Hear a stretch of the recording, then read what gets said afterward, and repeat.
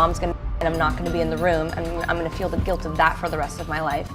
Or I'm gonna be there and see this image of my mom and that I will. Like either my mom's going to and I'm not going to be in the room and I'm going to feel the guilt of that for the rest of my life, or I'm going to be there and see this image of my mom and that I will never get out of my head. So like what I do, I mean, I was in such shock. I have to say I was not expecting it at all, and I'm making headlines again after a weird footage from the late 90s resurfaced. All right, brace yourselves for this one.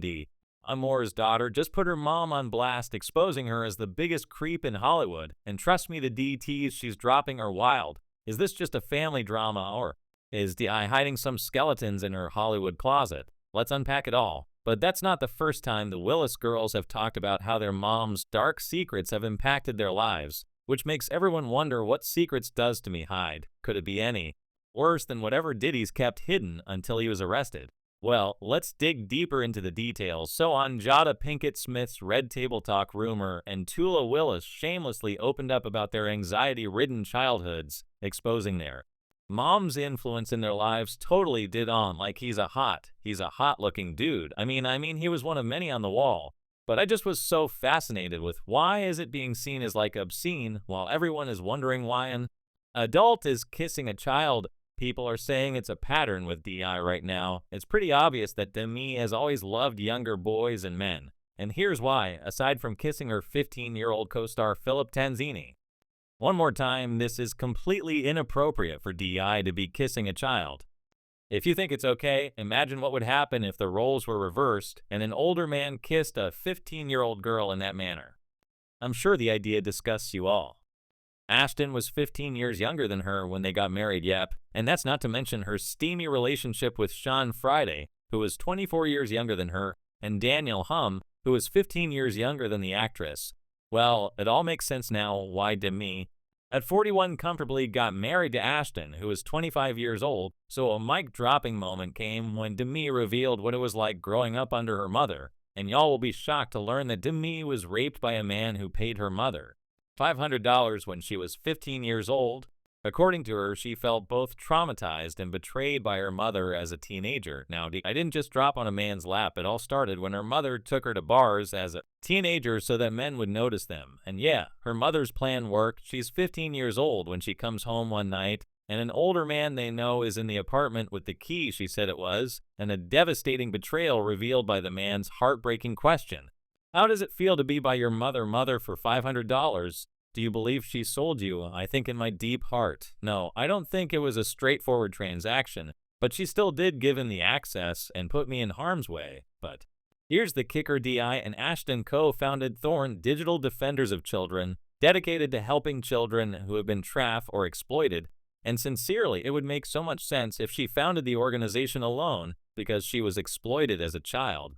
With Ashton, oh no, now we've heard about some shady stuff Ashton has done in the past, especially his relationship with Diddy. For instance, Ashton and Diddy invited a 13-year-old Davy Chase to an MTV Awards after-party. And although we cannot tell if Davy attended the party, we know certainly that she sort of disappeared from Hollywood since then. People have been pointing fingers at Ashton and Diddy for Davy's fall in her career, and now Ashton and Demi are co-founders of a child trafficking organization dedicated to helping the same children they invite to an after-party. Well, everyone's wondering if DEI is involved or aware of the people who try and ab these same children they claim to save and help. You got Ashton Kutcher in love with Menina Muniz on that '70s show. Then they break up for absolutely no reason after he starts hanging out with Diddy. Then he marries Demi Moore, who drained him of all the ad chrome she can, and apparently he replenished himself by doing inappropriate things with their daughters. Let's take a closer look at Dee Moore because, wow, her life hasn't been as picture perfect as it appeared. Beneath all the Hollywood glitz, she has been battling addiction and anxiety for years, and it's much more complicated than anyone could have ever imagined. What I wanted to know was how I got here, that is, from where I started to what I've been through, because I lost myself in an intriguing way. DI claims her addictions and poor relationship outcomes were as a result of her own dark past and all she had to deal with to become who she is today.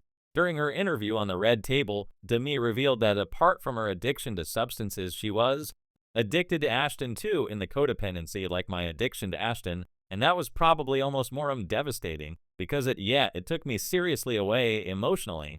She also explained how after 20 years of sobriety, she relapsed while on a vacation with Ashton, adding that her desire to be that girl for Ashton triggered her addiction to alcohol at the moment. But that's not all. Di revealed how dysfunctional Ashton was when she spilled the beans on Ashton, forcing her to have, in her own words, Demi said, "I put him first, so when he expressed his fantasy of bringing a third person into our bed, I didn't say no. I wanted to show him how great and fun I could be you. No, those are the guys that have to stand up and say no, real men don't buy girls anyways." In her memoir, Inside Out, Demi opened up about her shady past, including her own mother's multiple attempts on her own life, which led to her addiction, anxiety, disorders of eating, and sleeplessness. The adage, "the apple doesn't fall far from the tree," applies to Demi and her daughters, who later experienced the effects of their mother's addictions, anxiety, and PTSD. Yes, you heard correctly, as if to warn everyone before meeting them. They said in her own words that addiction is in the history of her family. Well, I've got to say that's some deep reveal there. Interestingly, Rumor also confessed during her and her mom's interview at the Red Table Talk episode about how her self-esteem was damaged by her mom's poor image of herself. According to Rumor, she felt unloved no matter what she did to change or improve her outward appearance. That's not to mention how she was constantly bullied by gossip magazines for her appearance while growing up as a celebrity kid. How I look what I weigh, like how my hair looks, and whatever the outside reflection is, there's something innately about me that I have to earn love from people, and like constantly prove myself. Now, Rumor dropped another bombshell about her mom. She said it was weird when her mom started dating a CEO in 2003 during her interview with Howard. According to her, Ashton was her childhood crush, even to the point of having his pictures everywhere in her room. And when her mom got hitched to Ashton, Rumor felt betrayed even at a young age. She said she never opened up to her mom about how she felt seeing her married to Ashton. However, she mentioned it to her sister. "I feel like I told my sister that at some point I was like, man, all right. Well, that's a song Kush got to cross him off. I wanted him." Well, Rumor was deeply hurt watching her mom get involved with the person she secretly fantasized about while she'd never admit it publicly. It's clear that her mother's love life clashed with her own secret feelings. Although Rumor and Ashton became cool friends and talked about almost everything, including her relationships, she still removed his pictures from her wall, almost as if she needed to consciously remind herself that he was her stepfather now. But that's not all. Rumor couldn't help but give props to her 40-year-old mom for snagging a 25-year-old. Whatever move she pulled, she was clearly killing it. No, I feel like I was kind of impressed. I was like, yeah, girl, get it all right, really, yeah, no kidding. And in case y'all think her childhood feelings or warm emotions about Ashton were over because of his marriage with her mom, you'd be surprised to learn she still stayed in contact with him, even after Ashton got married to Muniz. She reconnected with her stepdad after he welcomed his first child with Mila, but it wasn't only Rumor whose life was negatively affected by her mom's traumatic experiences. During the Red Table discussion, Tula asserted that her mother's supposed strength ultimately caused a rift in their relationship. The saddest part of this story, according to Tula, is that I felt like my mom chose to keep some things from me, like talking about her history. And I think that always made me feel very distant from her, and like I didn't know her very well. In addition to having comparable problematic love relationships to DEI, Tula has had to deal with the same type of addiction as her mother. On the show, Tula disclosed that she began drinking when she was 14 years old while on a family vacation. When her addiction worsened, she started consuming 3 bottles at a time and taking Rumor's medications. According to Tula, Rumors forced her to leave her home, and by the time she was 15, she had nearly died from alcohol poisoning. After living alone for a while, her father, Bruce Willis, had her moved to the Beverly Hills Hotel, but this didn't help much because her addiction had gotten worse. Tula dropped the bombshell and said on the day her dad welcomed his new daughter with second wife Emma Hemming, she had taken codeine and cocaine, and her sister Scout couldn't wake her up because she had passed out while it was a horrible incident, even call it a tragedy. The estranged daughters and mother were reunited.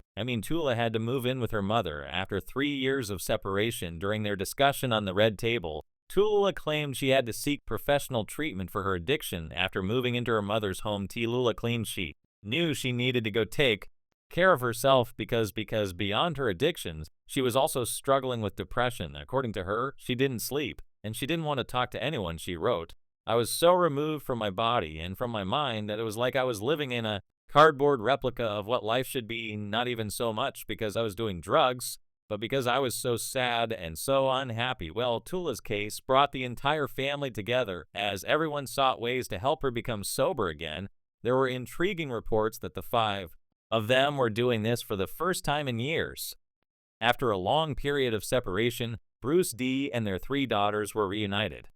It appears that Dee's daughters have accepted the fact that they have suffered greatly because their mother was unable to love them as much as they desired. They also revealed that she didn't treat her mother well in her red table talk.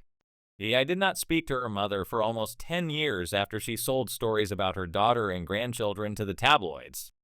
It turns out that her mother was selling stories about her and her daughters to the tabloids. She also realized that removing herself from her mother caused her to lose her humanity and compassion. She also shared that she made peace with her mother before she passed away in the hopes that her daughters would someday show her some compassion. What do you think about the rumors and Tula spill on the red table with Jaden Smith? Dei's adolescent mother struggled with addiction and mental illness during one of her numerous suicide attempts. Dei used her tiny fingers to dig the pills out of her mother's mouth to save her life, but I believe that a lot of this pain and trauma was kept from her daughters. Regarding the claim that she once fantasized about Ashton, do you believe she still harbors the same attraction on him? Do you think they're still mad at their mother for being such a creep?